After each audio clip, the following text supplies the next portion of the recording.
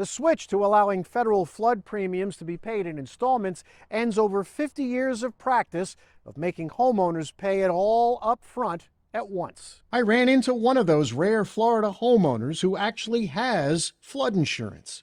I just feel like it's extra protection if my regular homeowners doesn't cover. Stacy Burford says she doesn't consider her flood premium to be too expensive, but not having to pay it all at once is a nice option. I don't know if it helped me, but some people sure. Yeah? I think it's, Yeah. it's a good thing to offer and encourage more people to get it. And that is the idea behind the change published this month in the National Register. FEMA allowing homeowners to pay off their flood premiums in monthly installments. Oh, I'd say the average premium is going to be anywhere from, say, $500 to $600 to $2,000 typically. I talked with Greg Buck at National Risk Experts in Palm Beach Gardens.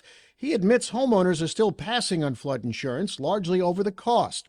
In Florida this year, over 70,000 flood claims were filed from 3 hurricanes, even as most still don't have flood insurance.